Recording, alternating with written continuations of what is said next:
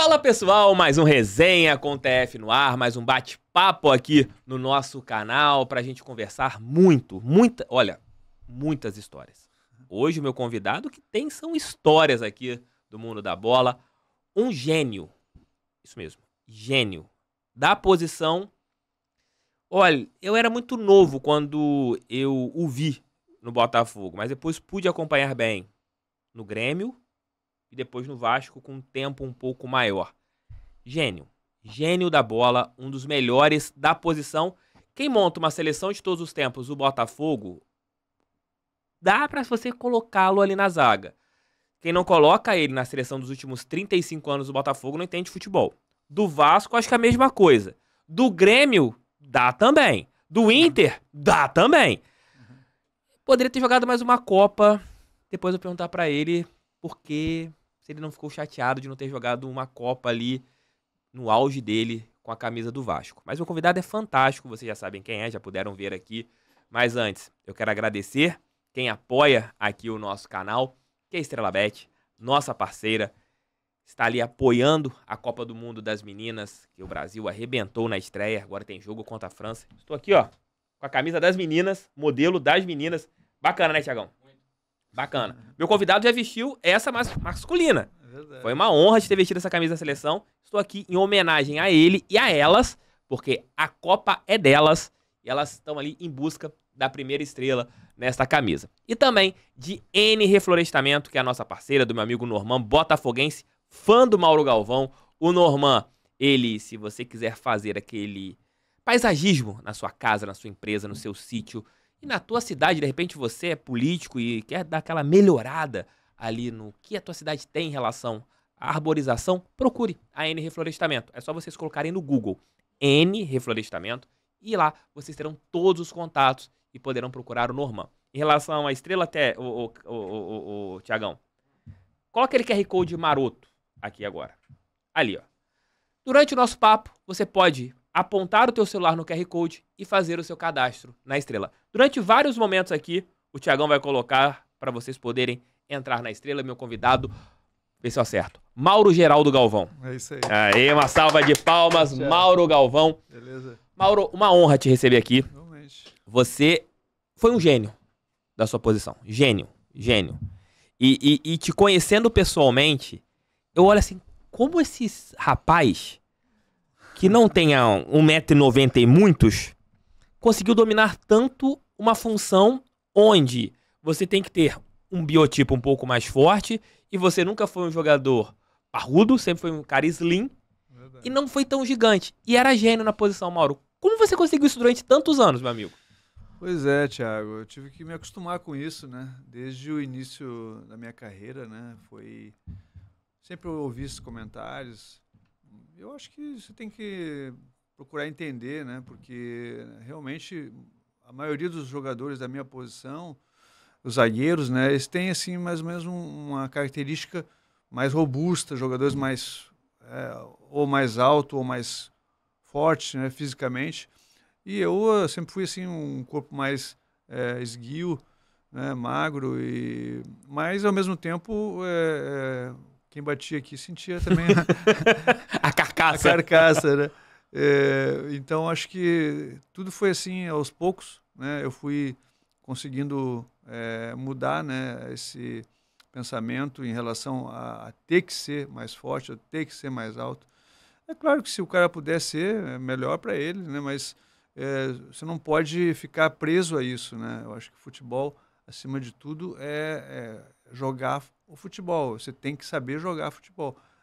Ter uma técnica, né? Ter colocação, entender o jogo, como é que funciona, né? Uma boa velocidade também, né? Ter agilidade.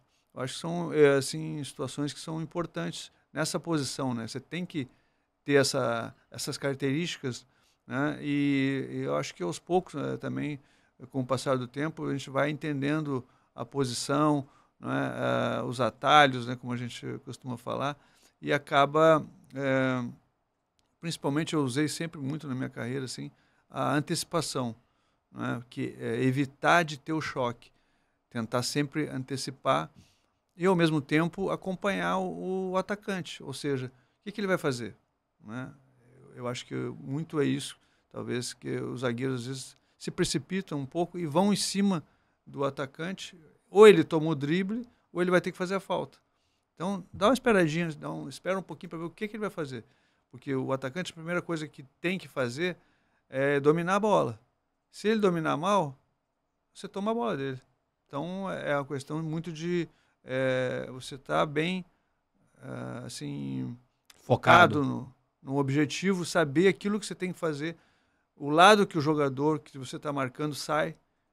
Todo jogador tem uma preferência. O canhoto vai sair para o lado esquerdo dele e o destro para o lado direito. Então, é questão de você estar ligado e prestar atenção. Acho que isso aí é uma coisa que me ajudou muito sempre, saber o que eu tenho que fazer dentro de campo. Mauro, você parou em 2000 ou 2001? 2002. 2002. Você jogou na década de 70, 80, 90 e o início da década de 2000. O que mudou no futebol ali? Quando você começa nos anos 70 no Inter, sendo campeão brasileiro, nos anos 80 você passa por algumas equipes, colocando Botafogo no final dos anos 90, dos anos 80, Bangu. Nos anos 90 você joga no Sion, depois vem para Grêmio. Lugano, perdão. Sion foi o Túlio que jogou, né? Isso, Túlio. Você joga no Grêmio, no Vasco e termina no Vasco da Gama. O que você viu de diferente em relação ao futebol nessas 4 décadas que você atuou? Assim, a tua longevidade foi fantástica e sempre em alto nível. O que você pegou lá atrás de futebol que você, quando parou, falou assim, caraca, isso tá igual e isso tá totalmente diferente? Teve um período que foi muito assim parecido, né? Vamos dizer, de 70 a 80, mais ou menos, não mudou tanto, 90 também. Eu acho que começou a mudar quando houve a mudança na regra, né? Principalmente de você não poder atrasar para o goleiro não pode pegar a bola com a mão. Isso aí fez com que o jogo ficasse mais rápido, não é? E você tivesse menos tempo para pensar. Então, a questão da parte física também, que aumentou muito, né? Assim, os jogadores estão melhores preparados fisicamente e existe um trabalho muito, muito forte. Então, faz com que o jogo fique mais intenso. Isso aí é uma coisa que o jogador tem que estar preparado. Se não estiver preparado, né, a gente vê que hoje muitos jogadores com câimbras, né, e toda hora tem que parar o jogo por causa disso, porque a intensidade está muito alta, né, em virtude da forma de jogar, né, da preparação física e também acho que em função dos campos também, né, os campos não são aqueles campos que a gente tinha anteriormente, alguns campos têm campo sintético também. Então, são todas as mudanças que vão fazendo com que tu tenha que também te adaptar. Então, acho que é isso. Eu fui me adaptando às situações de jogo. Realmente aconteceram essas mudanças. A gente teve que mudar, lógico. Tu tem que seguir, né, o que está acontecendo. Mas eu acho que ainda o time que tem mais qualidade, ele leva vantagem. Porque ele erra menos passe e aí ele não tem que correr tanto. O time que erra muito, ele tem que correr mais. Aí muitas vezes a gente vê, o jogador correu tantos quilômetros, mas será que precisava ter corrido tanto? Esse perde e pressiona que hoje tem, que é a palavra da moda, né? Perdeu a bola, tem que pressionar todo mundo. Já existia ali na década de 70? Sempre. Não, 70 não, já em 90. 90 que começa já o perde e pressiona. Perde e pressiona. Isso, devido a isso que você comentou antigamente, em relação a essa mudança do goleiro, porque antigamente você recuava a bola pro goleiro, o goleiro quebrava na frente, tua linha estava toda ali atrás, você acabava tomando contra-ataque. Isso começa a mudar a partir do momento que você tira o recuo pro goleiro? Bom, eu acho que já existia a regra do goleiro, já existia. Depois que começou a questão de pressionar. Por que pressionar? Porque obrigar o time a ter que jogar essa bola lá na frente, né? Fazer o time ter que esticar essa bola, né? E aí a zaga do time adversário conseguir tirar essa bola. E às vezes acontece também de que quando a bola é esticada você consegue fazer o gol também, né? Já aconteceu isso comigo, inclusive. Eu dei o chutão, depois eu disse que era um lançamento. Claro, tem que vender teu peixe, pô. Vendi meu peixe, com certeza. Vou perder uma oportunidade dessa, né? Porque, na verdade, é importante você fazer a pressão, mas para fazer a pressão, você tem que fazer bem feito. Se você fizer mal, o adversário, ele pode te pegar desprevenido lá atrás. E aí fica difícil, porque vai ficar... Geralmente, quando você pressiona, a defesa fica mano a mano, né? E às vezes até com um a mais para o time adversário, né? Dependendo da situação. Então, você tem que ter jogadores ali atrás que saibam fazer isso, que tenham boa velocidade também, porque essa bola esticada ela vai fazer com que, se tiver um atacante rápido, o campo fica grande. Claro. Então, você tem que estar bem colocado ali. O goleiro também tem que ter também uma certa leitura de jogo, saber a hora que ele vai ter que sair e dar o chutão, porque senão vai acontecer muito de... e já aconteceu, a gente viu muito, né, jogadores velozes se consagram, né, jogadores que nem Euler, Romário, né, jogadores que tinham velocidade, pegavam um chutão desse aí, já era. Quando tu voltava, o cara já tinha feito gol.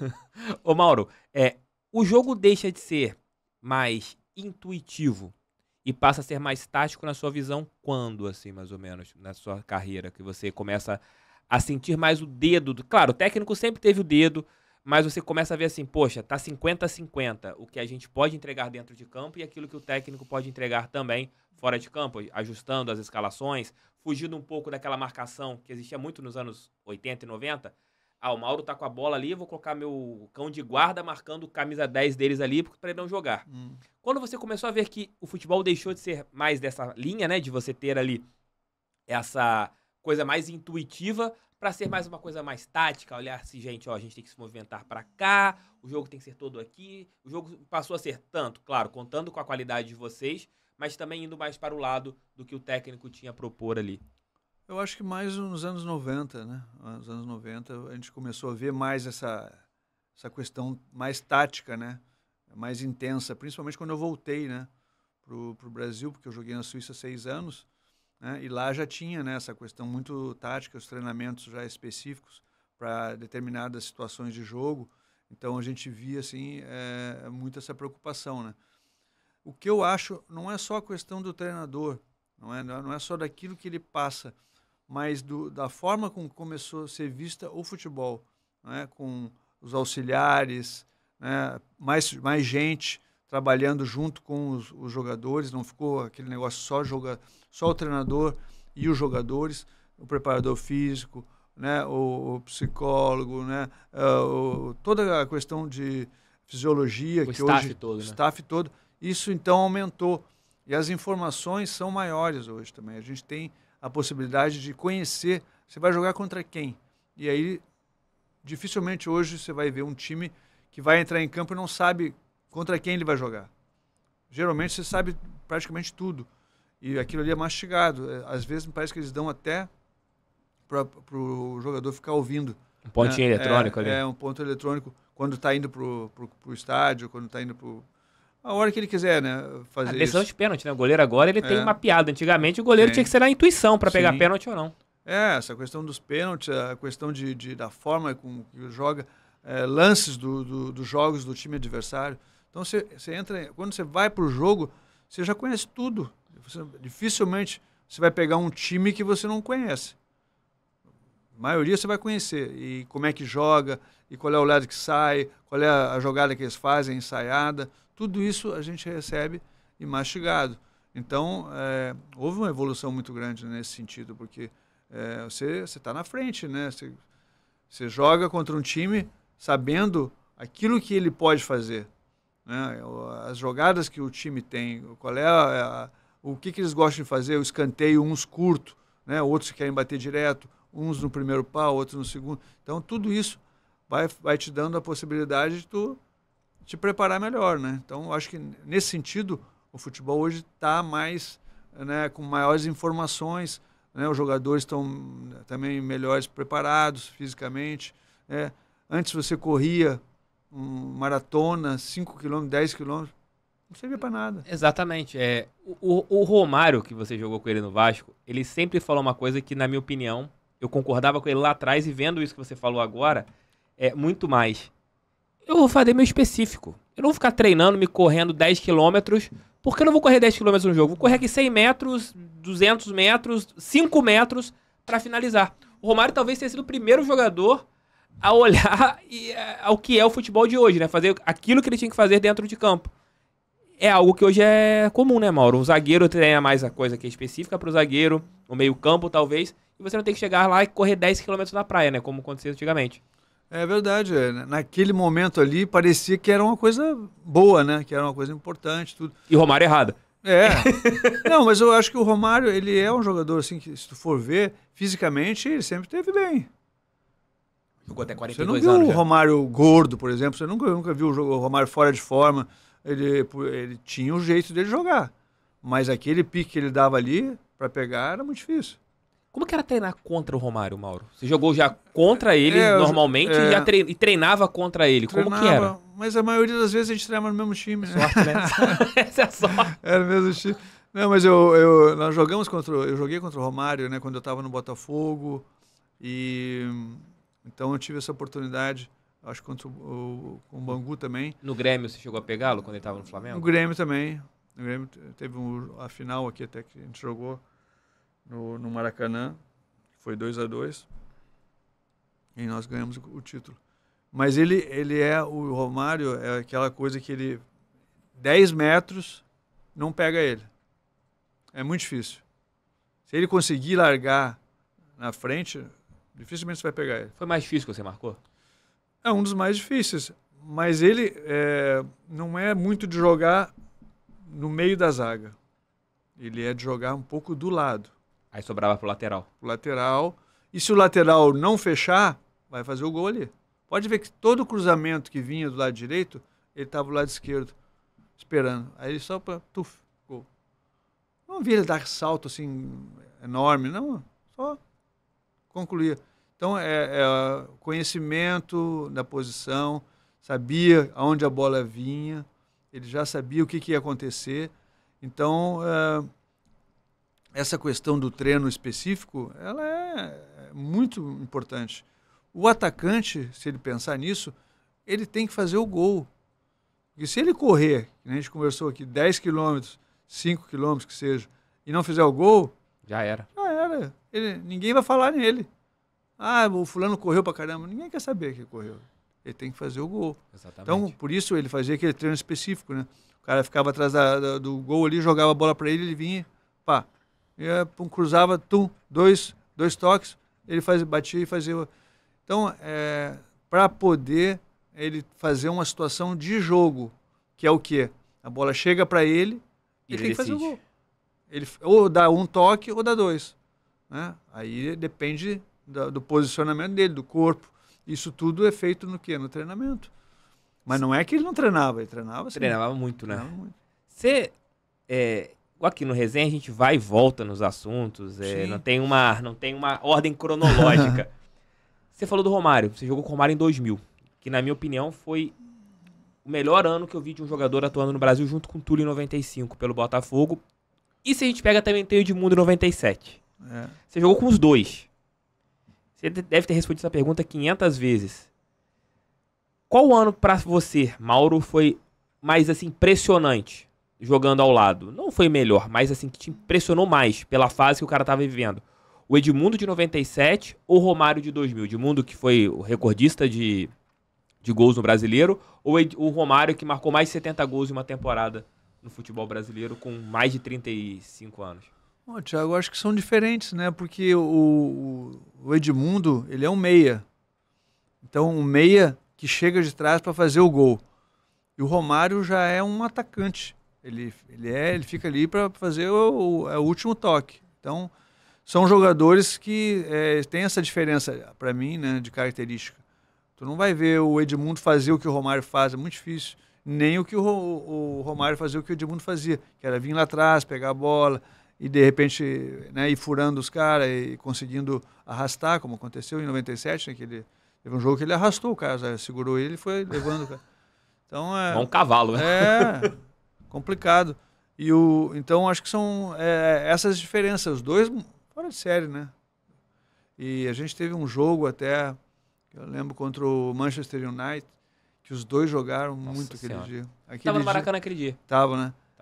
Então foi um jogo assim. Tava torcendo contra, mas eu tava.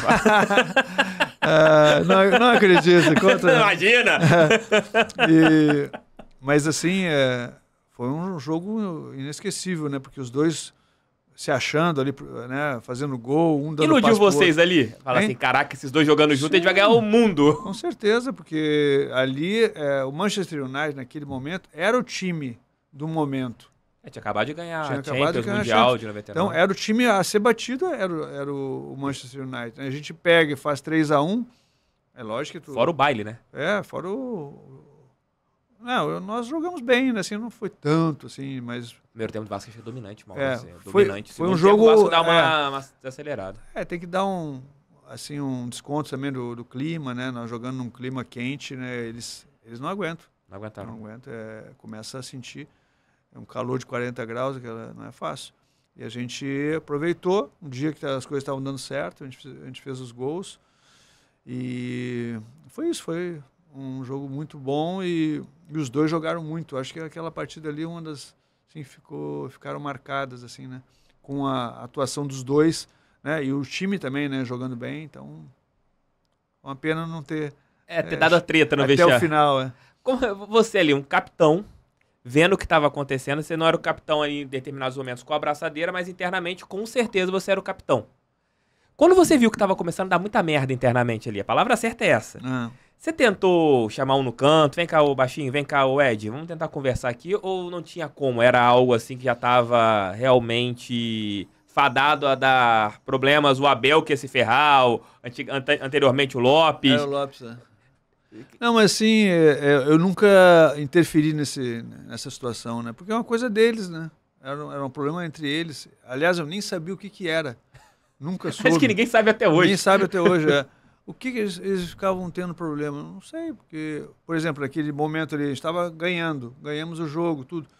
Então, acho que só tinha motivo para, né, ficar feliz, ficar contente e enfim, pensar em outros jogos, em outras vitórias. Eu acho que era o que tinha que se fazer, né? E, infelizmente, eu acho até que depois daquele jogo, eles deram uma acalmada, né? Pelo menos que eu lembro. O problema voltou no Carioca, né? O problema foi depois, né, que acabou a competição.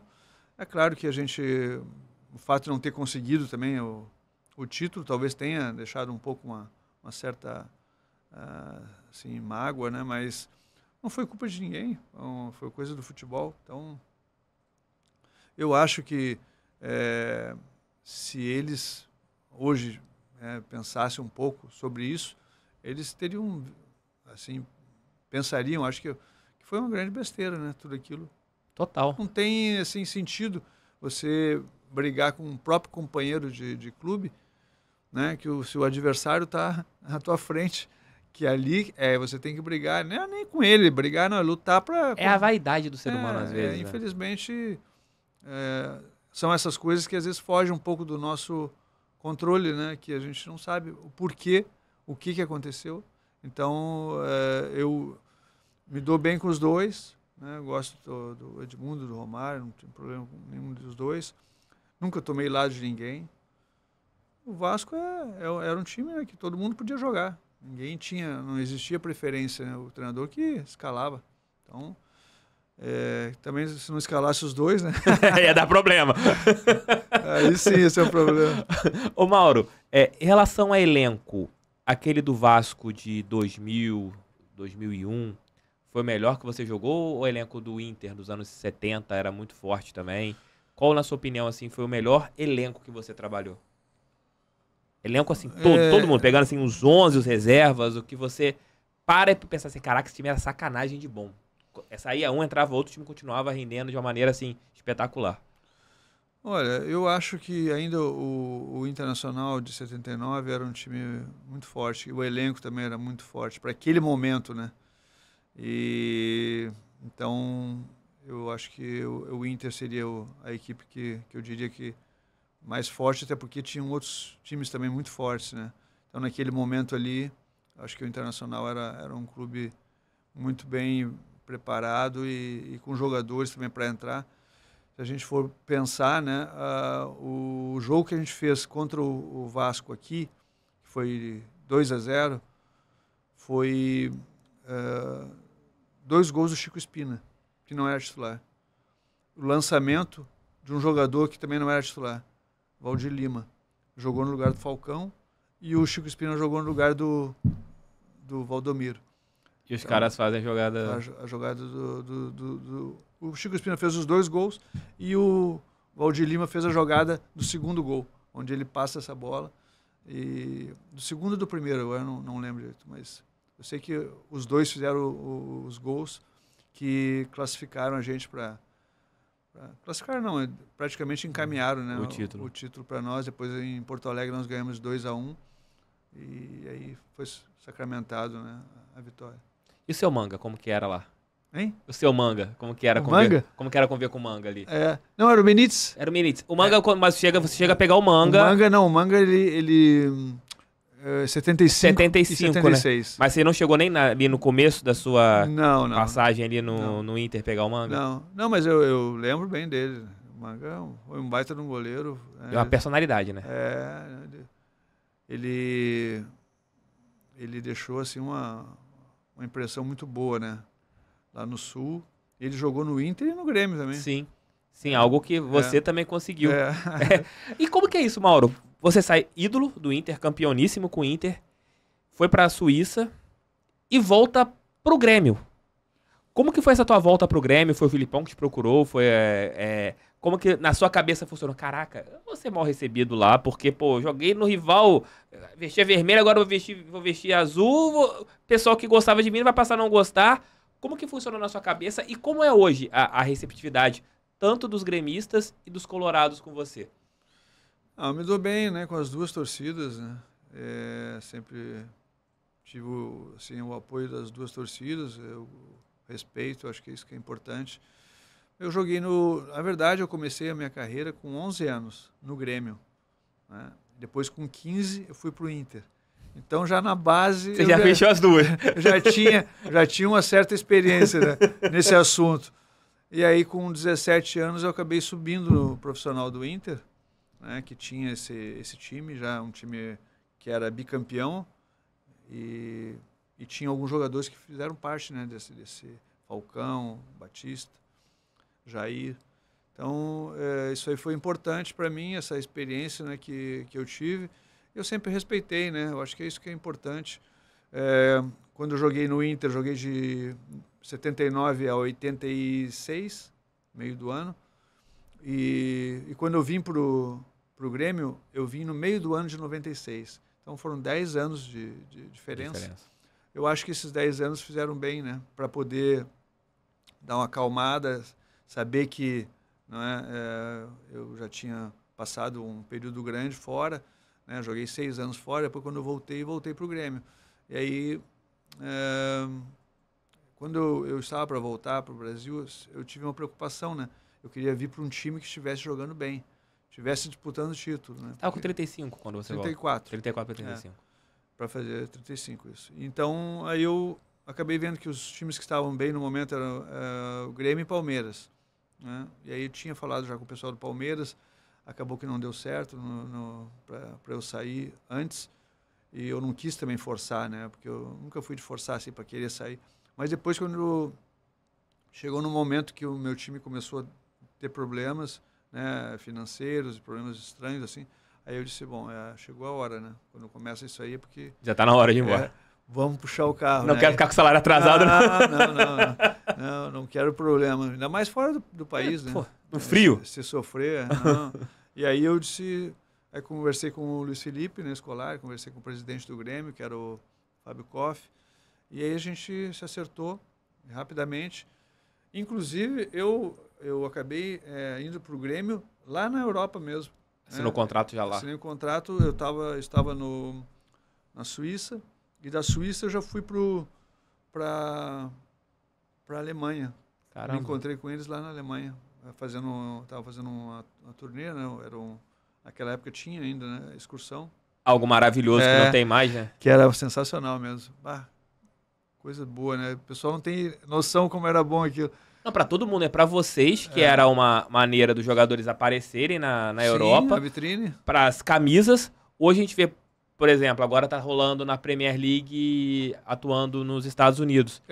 E você não vê nenhum time brasileiro fazendo amistosos. Os times vão pro Japão.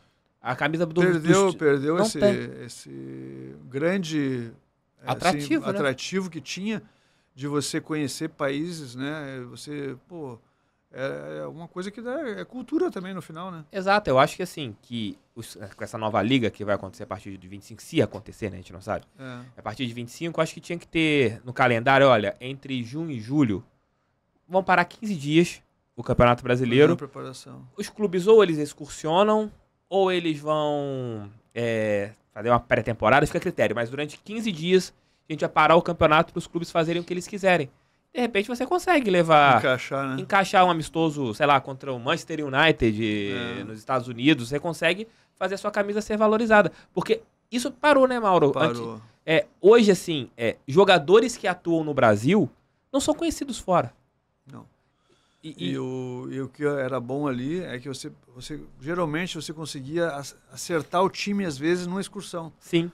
Porque aí tu convivia mais, conhecia mais. Às vezes o cara chegava naquele ano...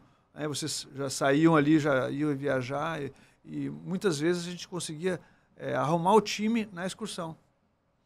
O Paulo Nunes de 96 foi um absurdo também? Foi. O Paulo Nunes foi assim, muito parecido com o Edmundo, né? Vamos assim dizer que... por quê? Porque ele fez uma função que não era dele. O Paulo Nunes sempre foi o jogador de lado, jogador que fazia jogadas... Pro Jardel, consagrava o Jardel. O Jardel fazia os gols. E ele ficava ali, lógico, ele fazia os gols também dele, mas não era a função dele ser o jogador, né, que finalizava. Né? Ele era o jogador que fazia jogada pelo lado. Né? Às vezes, quando sobrava a bola para ele, fazia o gol. Mas ali ele realmente surpreendeu. E eu conhecia pouco o Paulo Nunes. Né? Eu tinha recém-chegado, em 96. E aí eu acabei conhecendo o Paulo Nunes, uma figura, né? Gente boa demais. Maluco e Malequim de pé. Só maluco. Mas o grupo ali era muito bom. Nossa, Edinho, o Dinho, né? O Carlos Miguel. O Dinho batia. O que você não batia, o Dinho batia por você, né? Danley ali, o Roger, todos os jogadores de qualidade. Adilson Batista, Rivarola, Arce. Eu peguei uma turma muito boa ali. Emerson, que começa como meia, 10, depois vira o primeiro volante, vai pra Copa do Mundo de volante. Ele era meia, ele fez gol, inclusive, ele decisivo. Sim. Ele fez um gol decisivo contra o Palmeiras. Nós ganhamos de 3-1, acho. E aquele time na Portuguesa era bom, né? Era bom. Era bom. Aquele time ali, e ele tinha, assim, a simpatia, né, dos outros torcedores, né, quem não era Grêmio, tava torcendo pra Portuguesa. E aí tu dizia, né, pá, como é que pode? E era muito forte aquele time da Portuguesa. Você para pra pensar. Porra, Klemer, Zé Maria, Zé Roberto, Rodrigo Fabri, talvez jogando o melhor futebol da vida dele ali. Era muito bom. Com certeza. Era um time certinho, né? E a gente teve que suar ali pra ganhar aquele jogo ali. Pra ganhar não foi fácil, não. Foi difícil. Foi 1-1, né, em São Paulo e 2-1. Não, foi 2-0 pra eles. 2-0 e 2-0. E 2-0 em casa, só que a gente tinha vantagem. Dois resultados iguais, isso mesmo. Quando o finalzinho do João Antônio. Não, foi do Paulo. Não, o gol foi do Ayrton. Ayrton. Que em 97 vem pro Botafogo e faz o gol. Faz gol também importante. Gol também adorava, era campeão em tudo que é lugar que ele jogava. Jogador decisivo. Jogador decisivo. Ô Mauro, a passagem pelo Bangu. Hoje, se a gente fala com o torcedor, pô, o Mauro saiu do Inter e veio pro Bangu. Mas o Bangu naquela época era um Red Bull. Era um Red Bull, assim, em relação a parte financeira, a parte não estrutural, né? Porque naquela época ninguém tinha tanta estrutura. Assim. Mas como foi chegar e jogar no Bangu do seu Castor? Primeiramente, assim, como que era a parte financeira? Você recebeu mais no Bangu ou jogando na Suíça? Onde foi melhor? E como que era conviver com o seu Castor durante aquele tempo que ele mandava e desmandava na Zona Oeste do Rio? Foi muito legal, né? Uma surpresa para mim, né? Eu não conhecia ele pessoalmente. Ele esteve lá em Porto Alegre, né? Foi me buscar lá em Porto Alegre, que era uma coisa que não era muito normal, né? Ele fazer isso. E foi lá e o que aconteceu muito foi em função do Carpegiani, né? O Carpegiani pediu a minha contratação e eu tinha jogado com ele, ele como meu treinador, né? No Inter. Uma passagem bem rápida, né? Fizeram uma sacanagem lá e ele acabou saindo e então... ele falou assim, vamos fazer um time legal, um time bom, e o Bangu já tinha sido vice-campeão, né? Em 85. De 85 contra o Curitiba. Eu disse, cara, vamos Você lá, chega pra então. Libertadores de 80? Sim, eles foram. Eu cheguei e já tinha, acho que, terminado. Ah, tá. Eu não sei se o Bangu jogou a Libertadores. Jogou Libertadores de 86, É. mas foi eliminado na primeira fase, Na primeira fase, E eu cheguei depois da Copa do Mundo, né? Que eu fui para a Copa do Mundo ainda em 96. Em 86, desculpe. Em 86, quando eu estava no Inter ainda, quando cheguei no Inter depois, aí acabei saindo pro Bangu. E aí fiquei no Bangu. Assim, é lógico que quando você chega no clube, né, no estádio, você vê que é diferente, né? Não dá para comparar. O Beira-Rio é uma coisa monstruosa, né? enorme, né? Muito bonita a estrutura. Só que o Inter, naquele momento ali que eu estava saindo, não era o mesmo Inter, era outro Inter. Né? Era um Inter com problemas, com questão de problemas financeiros, né? E aí começaram as cobranças, e aí as cobranças vêm sempre em jogadores que estão há mais Da tempo. casa, né? Então, era um momento que também eu já tinha 7 anos de clube. Hoje, por exemplo, como é que você vai jogar 7 anos num clube? É muito difícil. Quase ninguém joga 7 anos. Ninguém joga 7 anos. E eu joguei 7 anos no Inter, de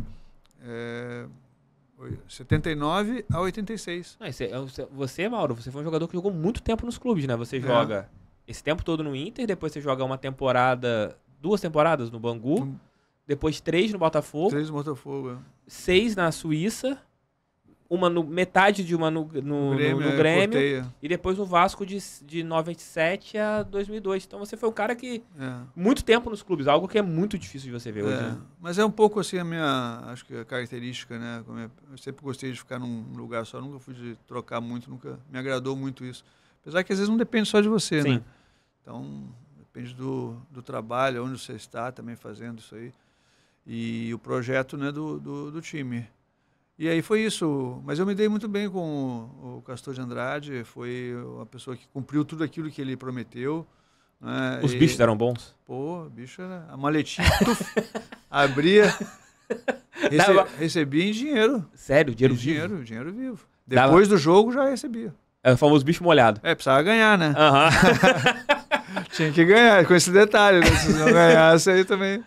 Mas daquelas histórias que o pessoal contava, que quando perdia ele chegava bolado, dava uns tiros, essa é ilusão. Muito lenda. Muita lenda também. Olha, só tenho coisas assim, positivas em relação a ele. Comigo nunca houve um problema. O Marinho, que infelizmente não está mais com a gente, né? Brincava muito, né? O Marinho contava uma história que um dia no treino o cara me machucou sem querer no treino, né? Ele disse que ele desceu de lá atirando, Quem é que fez isso com o meu zagueiro? Isso não existiu. Não, é brincadeira. Tudo lenda, cara. Aí eu disse, pô, Marinho, você tá falando essas coisas e até parece que é verdade. Porque eu tinha chegado há pouco, né? E eu me machuquei no treino realmente, mas ele pegou aquilo ali e aumentou a história. Criou a história. E o Castor desceu dando tiro. Quem é que machucou meu zagueiro?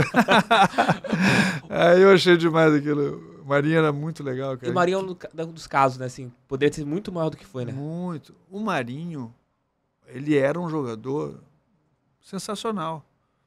Ele tinha uma qualidade impressionante. Hoje, o Marinho chutava com a direita, com a esquerda, cabeceava, fazia gol de falta, batia pênalti. Cara, ia muito bem de cabeça, apesar de não ser alto. Era muito bom. Hoje, sinceramente, ele seria aí o goleador do campeonato. Seria jogador de seleção brasileira fácil. Claro, com certeza. Jogava muito fácil. E força, né? Força. E era um jogador, o Mauro, que na sua opinião, o que tinha lá em Bangu, isso acabou atrapalhando a vida dele, no caso? Ele, por ter sentido meio que o rei de Bangu, ter chegado ao auge muito rápido e não ter tido ninguém pra... Opa, segura a onda aí, meu filho. Isso acabou matando o Marinho, porque o Marinho acaba falecendo, infelizmente, sem nada na vida, né? E foi um cara que teve tudo ali no auge do Bangu. Faltou, né, para ele, assim, talvez uma pessoa do lado que pudesse ajudar a entender tudo que estava acontecendo, né? E naquele momento também o futebol não pagava tanto assim quanto paga hoje, né? Mas de qualquer forma poderia ter sido diferente, né? Talvez a questão familiar, acho que às vezes é importante também de ter aquele choque de realidade. de chegar e dizer, vamos calmar, né? Vamos devagar, não é por aí. Tem que ter isso aí. Alguém tu tem que respeitar, né? Tu tem que respeitar alguém, senão, se tu não respeitar ninguém, Já era. aí fica difícil, né? Porque tu acha que, como aconteceu já em outros clubes, com outros jogadores também, o cara não tem limite. Qual cara que você mais viu assim, sem limite nenhum, Mauro, nesses anos todos? Ou jogando, depois treinando, que você ficava assim, caraca, que absurdo que eu tô vendo aqui, não tô conseguindo fazer nada. Teve um caso assim que te assustou, que te espantou demais? Eu nem gosto de falar Mas sobre não precisa isso, falar nem o nome do jogador, não, mas mas teve algum caso que te... Aqui um caso que passou quando eu estava como treinador, a gente contratou um jogador, né? Trouxemos um jogador, o cara veio, começou a jogar, jogando bem, dentro dos limites dele. Só que daqui um pouquinho acabou o jogador, né? Ele descobriu outras coisas, né? Acabou conhecendo o outro lado, né? Porque o Rio de Janeiro tem isso, né? Se você não cuidar, você é tragado. O Rio te consome. O Rio te consome. Então, aquilo ali foi bem assim, deu para sentir. Quando você acaba sendo, né, vítima, né, vamos dizer assim, vítima, né, daquele processo que existe ali, né? Então, existe em outros lugares também, Claro. Não é só no Rio. Não, em todos os locais. Porto Alegre também. São Paulo. Vi muito jogador chegar e não conseguir jogar. Eu sempre falei isso, o cara se for lá pro sul e não tiver a cabeça no lugar, não vai jogar. Não vai jogar. Porque as mulheres são mais bonitas ainda, né? Tem que ser bem claro, né? E elas conhecem quem joga, sabem quem é quem. Então, os prazeres da vida. É difícil de segurar. São os prazeres da vida. E, de repente, você no entorno não tem ninguém para te segurar, aí que as coisas se complicam, né, Mauro? Aí fica difícil de aguentar, porque o jogador, o que acontece? Ele tem uma fase, né? Se ele não aproveitar essa fase, né, para fazer o pé de meia, que a gente chama, né, que é se organizar financeiramente. Em 15 anos, né? 15 anos você está sendo bondoso. O cara que surge bem, igual você surgiu, vou colocar assim. Mas, assim, vamos dizer, a média seriam 10 anos, vamos dizer assim, né? Um jogador no auge, né? Ganhando bem. E aí, se você não aproveitar esse período para fazer, né, uma poupança, depois você vai ter problemas, né? Porque metade da vida, você vai parar com metade da vida, até menos, eu acho. E aí tem um monte de tempo que você vai ter que fazer alguma coisa, né? E muita gente não se prepara, né? Então... Tem esse lado aí que é bem cruel. Tem treinadores que trabalharam muito isso, né? O Tele Santana falava muito isso. Nesse caso aí, eu acho que o Tele, ele era talvez um mestre, né? Ele dizia assim, um dia o cara chegou com o carro novo, né? Zerinho, parece. E carro caro pra caramba. Ele chegou e disse... Foi o Elivelton? Eu acho que foi um desse aí. Mas não foi só um, foi mais de um. Primeiro que eu já dizia logo que não é para trazer carro nenhum, né? Que era para ficar, né, devagar. Os caras recém tinham começado a carreira. E aí ele mandava, pode trocar. Vai lá e devolve. Mandava. O Tele era muito bom, Mauro. Você trabalhou com ele na seleção em 86. Ele era um cara, assim, espetacular, como todos colocam? Ele era muito bom. Ele era, assim, um treinador muito de dar os fundamentos. Ele gostava muito de trabalhar fundamentos, né? Trabalhar com bola. Muita bola, cruzamentos, né? Jogadas ensaiadas, ele gostava muito de fazer isso, mas era um treinador que tinha mais essa parte aí da questão da orientação. Ele gostava muito de orientar o atleta, né? Para fazer isso, para fazer aquilo, né? Para treinar. Então, acho que ele ajudou muitos jogadores aí a ficarem melhores ainda do que eles já eram, né? Então, essa eu acho que era uma qualidade que ele tinha, né? E deu para ver ali que ele era um cara muito, também assim, muito correto, né? Muito daquilo que era certo para ele era certo. Não tinha, vamos fazer um ajuste aqui, não. Aquele jeitinho, era, né? Aquilo e tinha que fazer daquela forma, né? Caraca, e você pega, na minha opinião, assim, duas grandes seleções brasileiras. Você pega duas grandes seleções brasileiras. A seleção de 86 que tecnicamente não era a mesma de 82, mas era muito forte, você pega peça por peça. Infelizmente o problema do Zico, né, que não tinha condições de jogar mais do que 45 minutos, eu acho que isso meio que limitou a seleção. Se você tem um talento do Zico ali, eu acho que o Brasil tinha ganho aquela Copa do Mundo até mesmo pela qualidade. 90, eu tenho uma opinião, você tava lá, eu acho a seleção de 90, peça por peça, melhor do que a de 94, que foi campeã do mundo. Sim. E melhor do que a seleção que foi campeã naquela Copa, que foi a seleção da Alemanha. Da Alemanha. Te dói, Mauro, na Copa de 90, você ter uma seleção tão boa, porque pega o ataque. Bebeto, Romário, Careca, Miller, Bismarck, se pode colocar assim, mas pega esses 4. 4 gênios da bola. 3 dos melhores jogadores ali do meio pra frente, Careca, Romário e Bebeto. Pega a defesa, você, Ricardo Rocha, Ricardo Gomes, Aldair. Pega as laterais, você tinha Branco, Jorginho, vai pro meio campo, você tinha Mazinho. Era uma baita de uma seleção. Mazinho jogava de lateral naquela época ainda, jogava no meio. Esses problemas que aconteceram, é algo quando você encontra alguém que jogou contigo naquela Copa, vocês falam assim, puta que pariu. Perdemos uma chance gigantesca de ganhar uma Copa porque a gente foi imaturo ali, rolou imaturidade naquelas discussões de premiações e etc. A gente não teve uma maturidade de primeiro, vamos ganhar a Copa, depois a gente ganha dinheiro. Vocês conversam muito sobre isso? Não, eu nunca cheguei a conversar com nenhum ex-companheiro meu assim, sobre isso, né? Cada um tem uma ideia, né? Cada um tem um pensamento, né? Aconteceram muitas coisas ali, né? Que eu acho que acabaram contribuindo, né? E um certo momento meio que acho que quebrou aquela confiança que tinha, né? Na questão até mesmo da financeira, né? Mas quebra no quê, Mauro? Com o grupo em si, o grupo racha, ou com a CBF na época? Eu acho que começando com a CBF, né? Começou aquela... Não estava bem claro o negócio, né?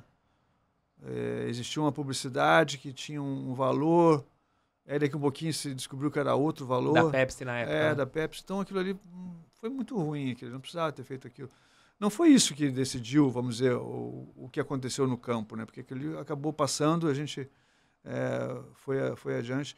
Mas depois, lá já na Itália, a gente não conseguia mais ter a mesma relação. Os jogadores... O que aconteceu é que, em 89, nós tivemos a seleção que jogava de uma forma. E aconteceram algumas mudanças ali. E eu acho que meio que o time não rendeu da mesma forma. Quais mudanças que você... A gente jogava com um volante só. Né? E depois, já na Copa do Mundo, a gente jogou... Não que eu não pudesse jogar, né? Jogou com 2. Jogou com o Dunga e com o Alemão. E com o Alemão, né? E eu acho que o Valdo. Então o Silas saiu. Então o Silas fazia uma movimentação muito intensa ali daquele lado direito. Né? Então são vários fatores que o Aldair também jogava e tinha a saída pela direita com ele. Então algumas coisas mudaram. Era você de líbero, Aldair, Ricardo Gomes. Jorginho, Branco... Não, era o Jorginho, Mazinho. Mazinho, Branco... Isso. Dunga, Alemão... Não, esse é o time da Copa. Da Copa. Ah, da Copa? Não, o anterior era qual ali? Era isso que eu estou falando.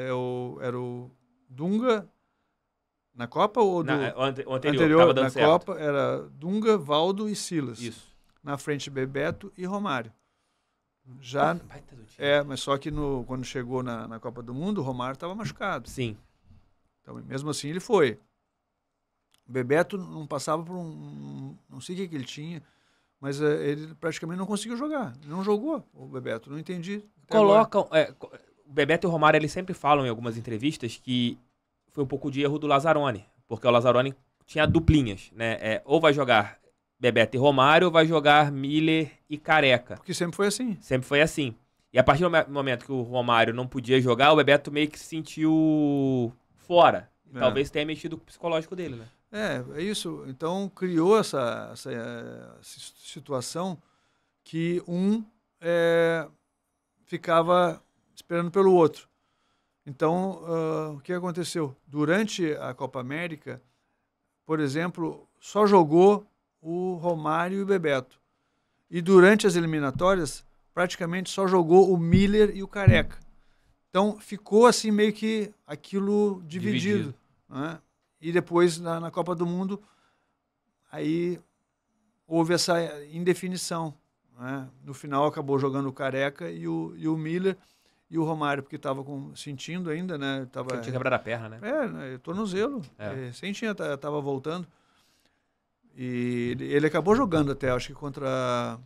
O terceiro jogo contra a Escócia. A Escócia. Já 45 minutos, se não me engano. Então foi isso. Eu acho que, infelizmente, ali... Eu sempre falo, quando me perguntam sobre isso, uma das coisas que eu mais sinto, né, da minha carreira é ter tido essa oportunidade e não ter aproveitado como a gente poderia. Porque o time era muito bom. E a gente acabou saindo nas oitavas.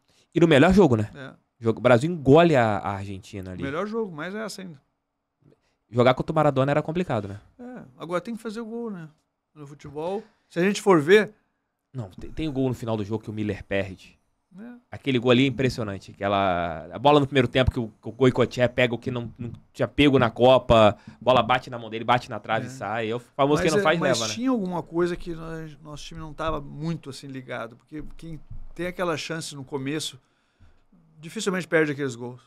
Sim. Aquilo é gol para fazer e acabar o jogo. 2-0, acabou o jogo. Já era. E o Brasil ficava muito forte. Depois pegava a Iugoslávia, sequência da Argentina e Iugoslávia, Itália e a final contra a Alemanha. Era bem factível. Bem factível. Era possível. Não ia ser fácil, né? Não Porque ia. A Alemanha estava muito bem, né? Sim, mas o Brasil tinha time para ganhar aquela Copa. Tinha Tinha time para ganhar aquela Copa. O jogo da fogueteira para vocês ali, como que foi, o Mauro? Você vendo aquilo ali que estava acontecendo, do nada. Te deu medo, cara, assim? Primeiro, te deu medo do Brasil ficar fora da Copa do Mundo? Ou você ficou com medo de ter acontecido alguma coisa com o Rojas ali naquele jogo? A gente não sabia o que estava acontecendo, né? A gente só viu aquele foguete, aquele negócio subindo, e daqui um pouquinho ele vai e se atira. A pessoa morreu.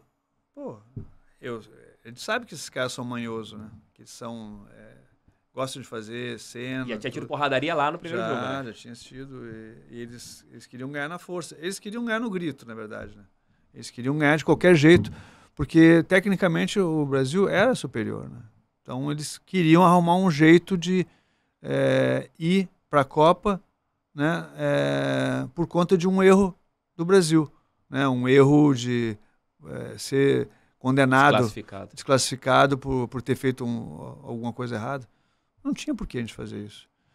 Então, até hoje a gente não entende o que aconteceu. Ainda bem que houve, né, ali o fotógrafo, né, que pegou tudo o que aconteceu, né? O que o cara fez foi bandidagem, né? Ele foi banido do futebol de maneira correta. Nunca mais. Eles tomaram uma punição severa e justa, né? Sim, com certeza. Foi algo absurdo. Mauro, pra gente pegar esse capítulo de seleção brasileira, 98 pra mim você foi injustiçado. Não sei se você tem esse sentimento também. Pelo que você jogou em 96, 97 e 98. O Mauro já era veterano. Beleza, mas você estava jogando como um garoto. Sim. Você esperava jogar a Copa da França? Não, eu queria jogar, né? Eu queria muito jogar a Copa da França. Não digo que eu fosse o titular, né? Porque ali na seleção todo mundo pode ser titular, né? Então seria uma opção do treinador. Mas eu sentia internamente, assim, né? Eu mesmo, né? Que ia ser muito difícil. Logo quando eu vi alguns comentários, né? Por parte da CBF, eu nunca trabalhei com a comissão técnica da... Você nunca trabalhou com o Zagallo? Não, nem com o Parreira também. Nunca trabalhei. Então, não vi, assim, muita chance. E eu estava também muito focado, né, no Vasco naquele momento ali. Então, claro que seria ótimo ter ido, né? Seria muito bom. Eu acho que foi antes, né? Foi antes da final. Para e depois vem as finais. Foi uma pena, né? Teria sido bom, né? Jogar mais uma Copa do Mundo. Seria maravilhoso, né? Muito bom. E talvez você, com a tua experiência, pudesse até ajudar naquele fato, né? Do Ronaldo ali, dando uma acalmada no elenco, essa situação toda. Aquilo foi uma coisa incrível, né? Incrível, né? Só quem viveu aquilo aí que deve ter na cabeça. É muito difícil. E cria realmente, né? O medo, né? Assim, uma preocupação, vamos dizer assim, né? De todos, né? Mas depois que ele voltou também, eu achei que tinha que se soltar, né? Ele voltou, tá bem. Mas eu acho que não tava bem ali. Não, o fisicamente. certo, qualquer outro jogador não jogaria. Exatamente. Mas era o Ronaldo, né? Mas esse que é o problema. É que o certo, muitas vezes, não acontece. Né? Como coisas que a gente já viu na seleção, né? Que é para fazer uma coisa que o cara não faz. Então, são coisas que você acaba pagando, né? Então, claro que a gente sabe da importância do Ronaldo. É super importante. Mas passar por aquilo que ele passou, né? E ele corria risco de vida, inclusive. Eu acho, né? Por aquilo que foi passado, né? Sim. Se é verdade realmente, ele corria risco de vida. E eu acho que segurava, deixava no banco, né? Deixa o Edmundo jogar aqui, você fica no banco até pra dar uma recuperada. Mas é a falta de, talvez, não teve ali aquele peito de alguém falar assim, não, Ronaldo, acho que o Ronaldo foi muito maior do que a seleção brasileira, talvez, naquele momento. E é o que tem atrapalhado a seleção brasileira. Sempre tem alguém acima da seleção brasileira. Sempre tem alguma coisa que vai ser mais forte do que deveria ser, né? O melhor para a seleção brasileira. E muitas vezes isso aí atrapalha. Porque a gente acha que, porque o fulano vai resolver. Não vai resolver. É o conjunto, é o grupo de jogadores, não é um só que vai resolver. E esse é um engano que a gente já cometeu mais de uma vez. Né? A gente sabe do que acontece na seleção brasileira, né? Vamos dizer assim, da liberdade que alguns jogadores têm dentro da seleção brasileira, que faz mal. Né? Porque o jogador, quando olha aquilo ali, ele diz, o fulano pode, eu não posso. Né? É a situação do Ancelotti, se você fosse atleta hoje, você estaria vendo assim, caraca, a CBF não tem capacidade de arrumar um técnico hoje? Isso te incomodaria se você estivesse fazendo parte do plantel da seleção? Olha, hoje a seleção não tem uma definição ainda de um grupo, né? Tem alguns jogadores que a gente sabe que tem assim, a preferência, né? Vamos dizer, Marquinhos, Neymar, Vini Júnior, esses jogadores são jogadores que o Rafinha deve também, Paquetá, Casemiro. Só que o Brasil precisa de renovação, né? O Brasil precisa de renovação. A gente não vê. O que aconteceu com a seleção, quando o Tite estava ali na seleção brasileira, não houve uma renovação na lateral direita. O Brasil teve que levar, né, o Daniel Alves. Que quando precisa não joga. Não jogou. O que adianta levar o jogador que não jogou? Ele vai jogar quando? Quer dizer, foi realmente mais uma daquelas situações que a CBF ela deixa uma coisa que, vamos dizer assim, não é muito normal. Né? Então, acho que o treinador, ele é o treinador da seleção brasileira. Não é o dono da seleção brasileira. Alguém tem que chegar e dizer, fulano, nós precisamos renovar nessa posição. Né? Aí você vai dizer assim, não, mas então eu não sou de acordo. Então, obrigado, então. Né? Merci. Tchau. É assim que funciona. A CBF tem que dar assim, aquilo que realmente ela acha que deve ser feito. Não pode o treinador fazer o que ele quer. É como no clube também. Exatamente. Tem o presidente, tem o diretor de futebol, tem o gerente, tudo. Você tem que ter um entendimento também. Claro que o treinador vai ser sempre o cara que vai escalar, mas algumas coisas absurdas você tem que tentar evitar. Não, e eu concordo com você. Eu acho um absurdo a seleção brasileira do tamanho que é ter que esperar um técnico durante um ano. Isso não tem lógica. Não tem lógica. A impressão que a gente tem é que tá largado, né? Não tem treinador. O Brasil não tem treinador. O Diniz. Eu, se eu fosse o Diniz, não aceitaria. Não aceitaria. Eu não aceitaria. É porque, na verdade, ele é treinador, né? Sim.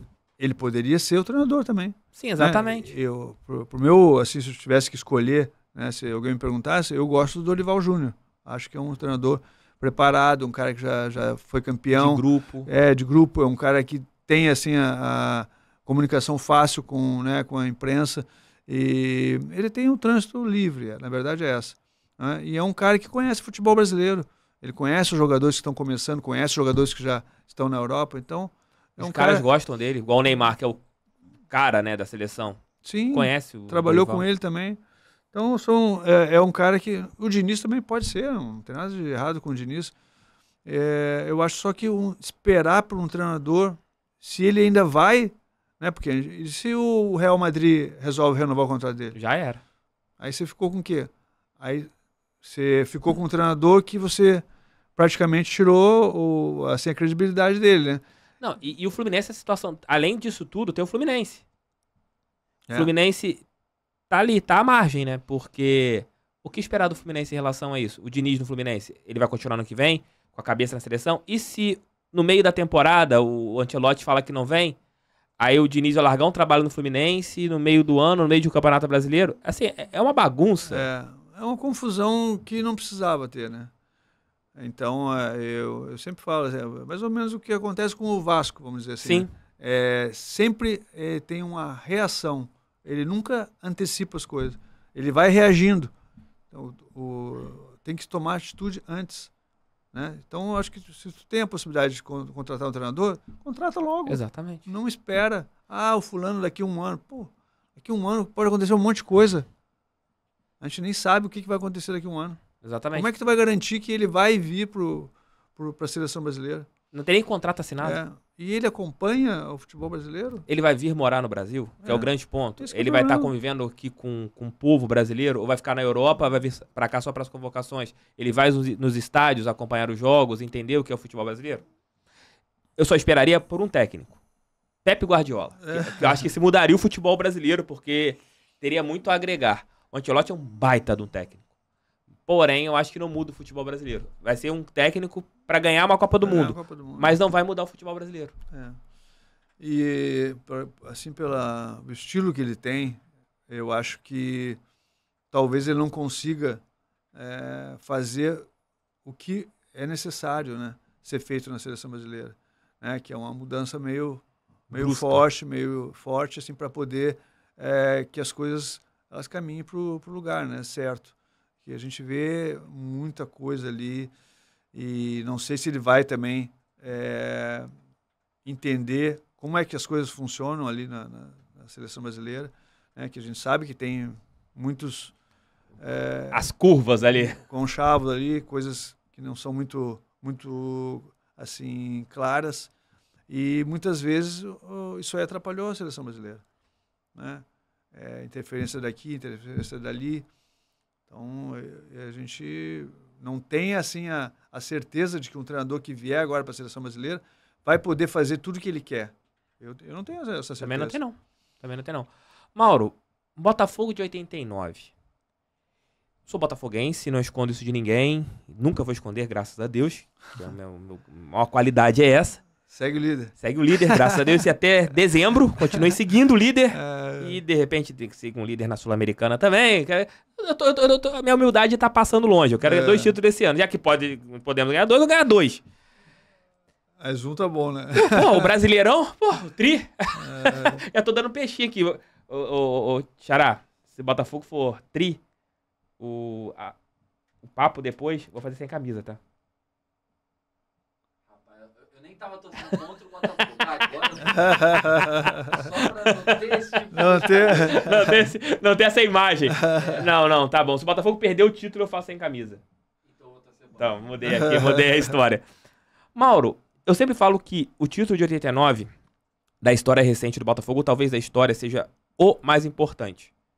Porque você chega ali no Botafogo e quando você chega eram quase 20 anos sem um título. Sem nada. É verdade. Só torneios inícios e torneios pela Europa que o Botafogo conquistava, mas sem um título oficial.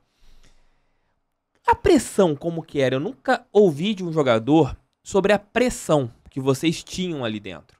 Entre vocês, que começam o campeonato, chega o Espinosa, o time vai ganhando corpo, vai ganhando corpo, vai ganhando corpo. Como que foi a noite pra vocês antes daquele segundo jogo contra o Flamengo?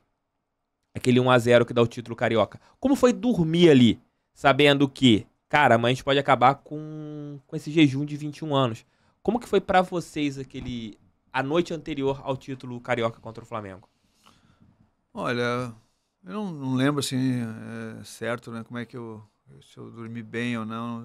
Você tem uma expectativa, né? A ansiedade estava grande entre vocês? Mas assim, Thiago, o que acontece? A gente foi construindo, né, toda uma situação, né? Desde 88, quando eu cheguei no Botafogo, né, encontrei, junto com o Paulinho Criciúma, o Marinho, né, nós viemos os três, né, vindo do Bangu. O Delay chega com vocês também? O Delay estava lá também. Eu acho que já estava lá. O Delay já estava, né? Estava lá.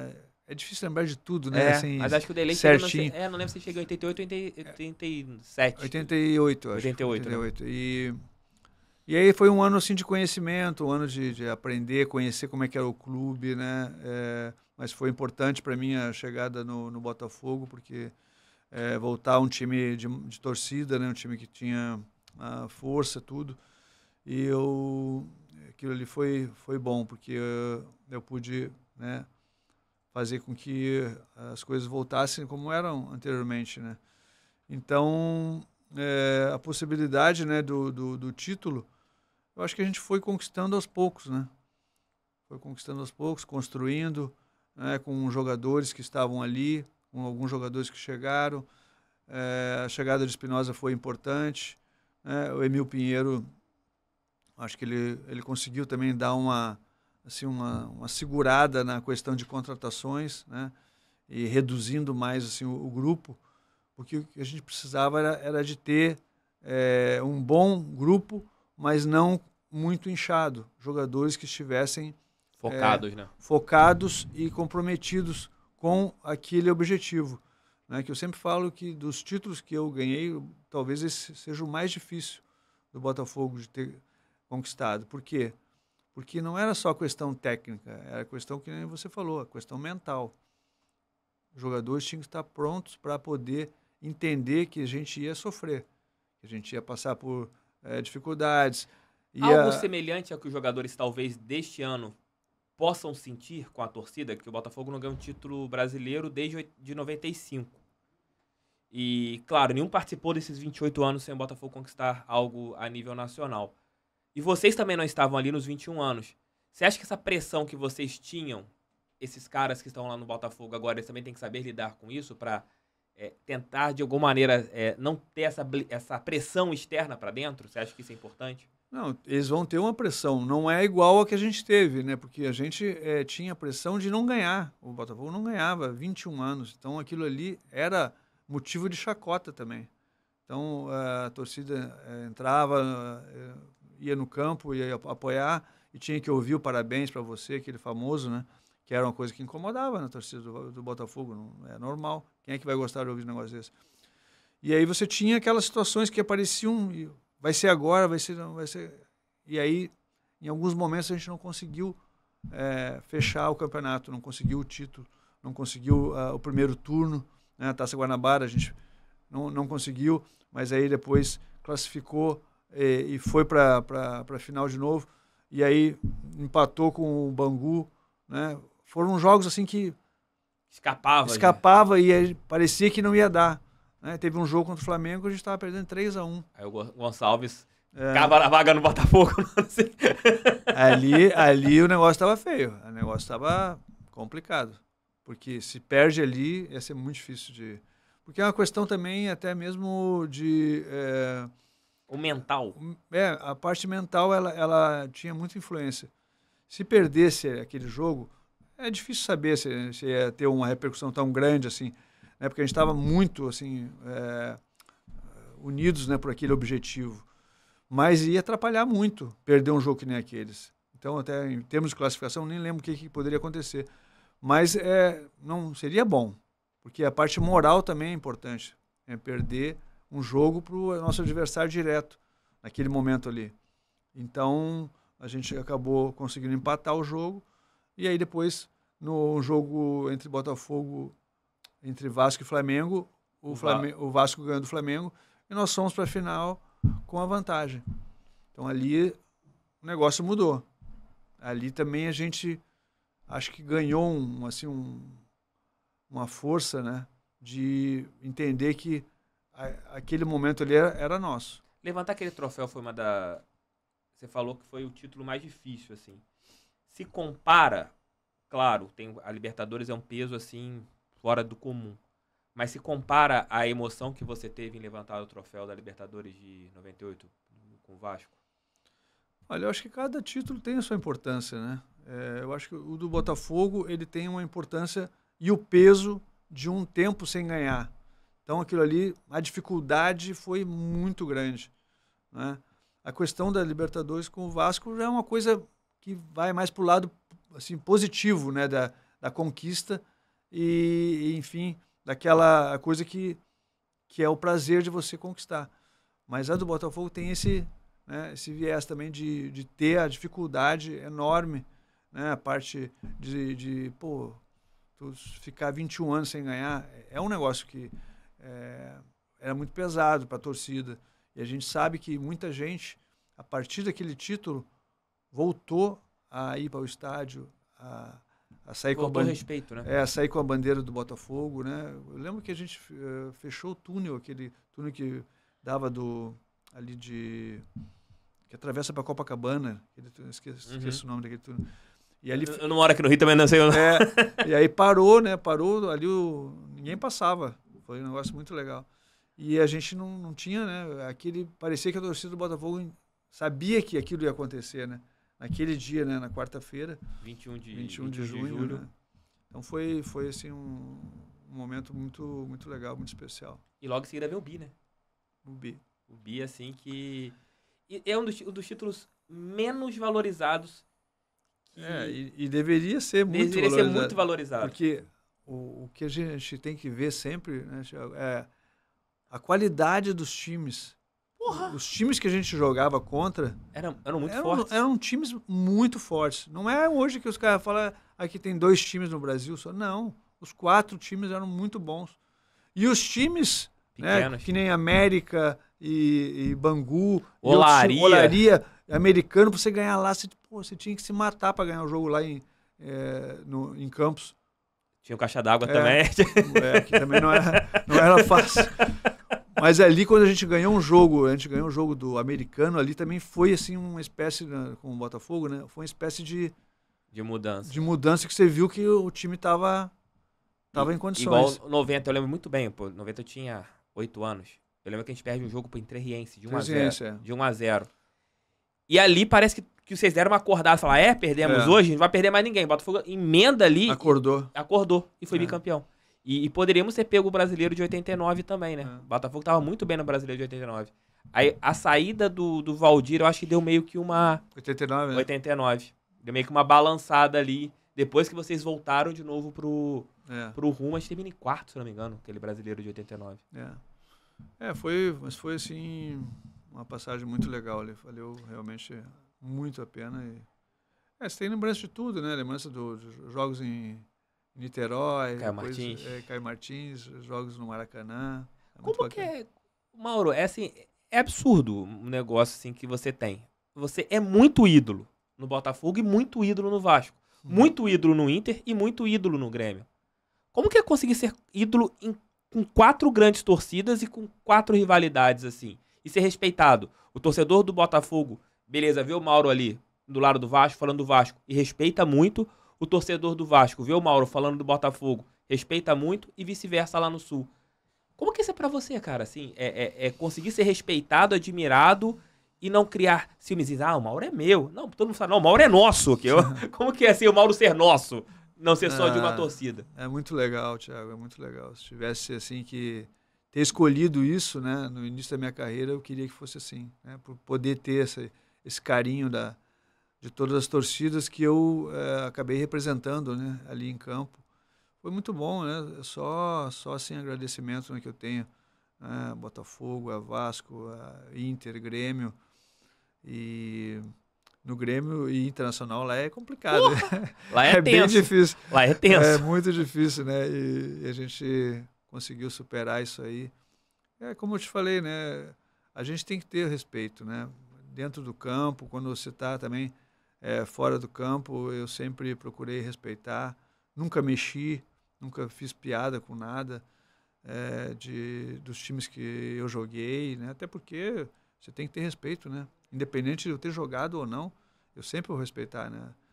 E a gente além de jogar futebol, a gente tem que dar exemplo, né, Thiago? Acho que os jogadores que estão aí hoje jogando tem que entender que eles estão ali e eles têm que passar uma imagem boa para quem está vendo futebol, para não entrar em briga, né? Então a gente vê, é feio ver aquilo ali, jogadores brigando um com o outro. É um negócio assim que seria bom que parasse, né? Que a gente não visse mais aquele negócio. Outra coisa é a pressão em cima do juiz. Pô, o juiz não pode fazer nada, ele apita uma coisa, os caras vêm uns 10 em cima dele. Isso aí a gente sabe que é coisa mandada, né? Às vezes a orientação dos treinadores, dizendo, ó, quando vai em cima do treinador, pressiona ele, pressiona para... Aí tu vai acabar dando problema, né? Exatamente, exatamente. Ô Mauro, pra gente chegar aqui na reta final, eu tenho algumas questões agora, eu vou te colocar nas enrascadas. Você jogou com baitas zagueiros. Gotardo, Gonçalves, Júnior Baiano, que as pessoas não valorizavam como o Júnior Baiano, acho que merece a valorização. O pessoal tinha naquela cabeça, o Júnior Baiano era violento e tal, Sim. mas eu achava ele um baita de um zagueiro. Odivan. Muito figura. O Mauro técnico. Qual seria teu zagueiro para você montar ali a sua zaga? Não pode pipocar, não. Não pode pipocar. Tem que ter o teu zagueiro para jogar teu lado ali. Mauro com a camisa 4. Quem seria o camisa 3 ali? Olha, vou te dar uma moral. Pode jogar com 3 zagueiros. 3 zagueiros? Pode jogar. Você joga de líbero, igual jogou na Copa de 90. Tá? Sim, você pode ter 2 ao seu lado ali. Eu acho que seria bom se tivesse o Gotardo e o Odivan junto comigo. Características totalmente diferentes, né, um do outro. Eu joguei a dupla que a gente fez com o Gotardo, né, no Botafogo. Ela é muito assim, ela ficou marcada, né, porque a gente jogou num período difícil, né, de grandes times, grandes atacantes, e a gente conseguiu formar uma dupla muito boa. É claro que não é só a dupla de zaga, né, tem um meio de campo, né, que ali era o Carlos Alberto, o Luizinho, né, os laterais, Josimar, o Marquinhos. Então, e no Vasco com o Odivan, ficou uma coisa marcada, né? Porque a gente fez uma dupla com quase 4 anos em alto nível e jogando campeonatos muito difíceis. E muitos campeonatos também, né? Porque era a competição uma em cima da outra. Não tinha descanso, não. Jogos de 2 em 2 dias, às vezes. Eu lembro que um dia as férias que a gente fez foi o quê? Eu acho que nem uma semana. Caraca. Já tinha que jogar, já começava a treinar e já tinha que jogar. Então, esses dois eu acho que são, assim, marcantes na minha história, né? Como equipe, como zaga, né? Os dois em títulos importantíssimos, né? E passagens, né, importantes, né? E eu até hoje me dou muito bem com os dois, gosto muito dos dois. Fui no aniversário esses tempos do Gotardo. Pô, legal, o Gotardo já esteve aqui. Você entrou na mesma cadeira que você. Que honra, tô com a dupla aqui. O Gotardo é um cara muito legal. A família dele, a gente se dá muito bem, né? Com a minha esposa também, com a esposa dele. E o Odivan é a mesma coisa. A gente tem assim, uma relação muito boa. Às vezes a gente faz eventos juntos. Pô, legal. Então, acho que é isso que a gente leva, né? Do futebol, né? As amizades. A gente tem que aproveitar, né? Fazer amizades, aproveitar, que é um ambiente que eu entendo assim como um ambiente sadio, né? Que você tem que tentar aproveitar, e os times que eu joguei até hoje, né? A gente tem grupos de WhatsApp, né? Tem do Grêmio, do Inter, do Botafogo, do Vasco, todos. E tem amizade rolando ali. Amizade, quando dá. Rola as figurinhas ali zoando? Não. Rola aquelas figurinhas. Sim, sim. Muita risada, né? Quando você vê algumas coisas. Ô, Mauro, agora tem que te fazer uma pergunta que vai fugir do futebol, mas vai continuar no futebol. Como que é lidar com o craque Neto no Baita O craque Neto, eu tô ali para dar um pouco de... Segurar a onda. Tranquilidade, né? Segurar um pouco. Não, mas o Neto... Sabe que o Neto, onde eu conheci ele? No Bangu? No Bangu. E eu me dou muito bem com ele, cara. E foi uma alegria quando eu encontrei ele em São Paulo, que eu tava lá em São Paulo fazendo um evento, e ele estava também. E ele me chamou para ir no programa dele, né? Ele chamou, ele assim, achou que eu não fosse, né? Aí você foi. Aí eu fui no programa dele. Aí, dali, a gente reatou, né? Reatou não, começou a conversar mais seguido, né? E aí ele me convidou, né, não quer fazer o programa com a gente? Aí eu disse, vamos lá, porque ele queria ter as notícias do Rio também, né? que eu passasse as notícias do Rio, né? Falar um pouco sobre os clubes do Rio. Ainda bem que os clubes deram uma melhorada. Que agora, apesar de São Paulo, fica um pouco mais... O São Paulo, pô, tava feio o negócio. Então, tá sendo muito legal. Eu gosto muito dele, ele tem o jeito dele, eu acho que a gente tem que respeitar. Vocês dois lá. Junto com... Pô, eu sem camisa, que é isso? Marinho, você e o Neto, o mullet do Neto. Olha só o nível do Bangu. Os três. Marinho, eu e Neto. Tu vê, um negócio desse hoje, por exemplo, seria muito difícil. Não tem. Igual eu falei, era o que o Red Bull faz hoje de grana. Era a SAF do Bangu. Exatamente, a SAF do Bangu. E foi uma época muito boa. Quem seria? É o Ezio? Acho que é o Ezio, não é? Parece ser o Ezio. E ali sou eu do lado, né? Aham. Belo cabelo, hein? Caramba. De cabelo eu sei falar, de cabelo eu entendo muito. Caraca, muito bom. Muito bom. Camisa muito bonita. Camisa bonita pra caramba. Camisa muito bonita. Camisa muito bonita. O Neto sempre foi maluco, assim, desde a época de Bangu? Ou era mais tranquilo ali? Não, ele era tranquilo. Mas o que acontece?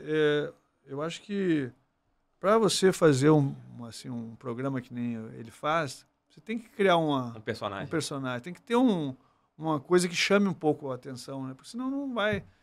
E ele consegue ter essa... No final das contas, todo mundo gosta. Eu digo para ele que ele fala aquilo que a gente pensa. Exatamente. Quem toma o processo é ele.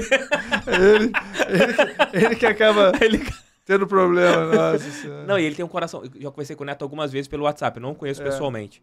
Mas ele tem um coração muito grande, né? Tem. O cara tem um coração ele fez algumas coisas que eu agora não lembro direito, né, que aconteceram. Acho que foi um acidente que ele foi e ajudou a pessoa. Não me lembro direito como é que foi, né? E aquilo ali me deixou...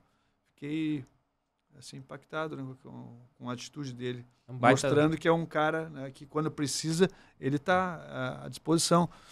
Como diz, é um baita do sujeito. É um baita. Baita do sujeito. Baita amigos. Maurão, oi. Presente pra você. Opa, aqui obrigado. Uma lembrancinha da Estrela Bet pra você. Obrigado. Pode abrir? Tá sempre, pode, claro, presentinho pra você aqui. Vamos lá. Você tá sempre jogando suas peladinhas aí, de repente, fazendo seus exercícios. Aí eu tenho uma garrafinha pra você de presente aí. Legal, vou precisar uma garrafinha térmica. Obrigado, hein? Presentinho da Estrela. Galera que participou aqui do nosso bate-papo. Ficou aqui no QR Code, tá ali do lado do Mauro. Muito bonito. Tá aqui. Só fazer o cadastro na Estrela. A Estrela tá sempre aqui Bet. apoiando o nosso papo. Por que será a Estrela, né? É Estrela. Estrela na camisa da seleção, Estrela do Botafogo, tudo junto. Mauro, uma honra. Finalmente o papo saiu. Realmente. Espero que tenha te agradado. Bom, espero que tenha te agradado. Você é um cara assim que eu respeito muito. Respeito muito que meu pai era muito seu fã. Muito seu fã, assim. Acho que meu pai, de onde que ele estiver vendo esse bate-papo, ele tá feliz da vida. Porque se tinha um jogador que ele gostava, era você. Sempre falava do Mauro Galvão. Ele morava em Volta Redonda? Morava em Volta Redonda. Meu pai era magrinho, assim, igual você, então até me emociona, assim. Mas é bacana ter te recebido aqui, porque é uma homenagem pra ele, que tinha você como um ídolo, e infelizmente ele não teve a oportunidade. Uma vez que você tava treinando no Botafogo, eu ia levar ele no hotel, mas acabou não dando pra levar ele no hotel pra te conhecer, que ele tinha um sonho de te conhecer, mas infelizmente ele não conseguiu em vida. Mas, então, onde ele tá vendo, com certeza tá muito feliz aqui. E você foi o primeiro jogador que eu admirei vendo no Botafogo, assim, e tê-lo aqui é muito bom como botafoguense, conhecendo as suas histórias, sabendo que você é um cara muito mais maneiro, assim, pessoalmente, no convívio, isso é muito bom. Quando você conhece um ídolo, e esse ídolo não te decepciona, é a melhor coisa do mundo. Obrigado, Mauro. Obrigado, Thiago. Foi um prazer estar aqui com você, saber dessa história, né, do teu pai, é uma coisa emocionante, né, e... Graças a Deus, né, que ele deixou aí você, né, como representante da família. Graças a Deus, tá aqui. E a gente poder se encontrar, né, que ele possa estar contente lá em cima, né, que Deus o proteja. Mauro, obrigado. Valeu. Obrigado mesmo de coração. Gente, agradeço a vocês que acompanharam esse papo. Obrigado pelo carinho, obrigado pela audiência. Semana que vem tem mais resenha com o TF aqui nesse canal. Se você curtiu, deixa o like, inscreva-se e até semana que vem. Valeu e fui. Tiagão, tamo juntos. Galera quiser fazer o seu podcast, vem aqui no seu pod. Valeu.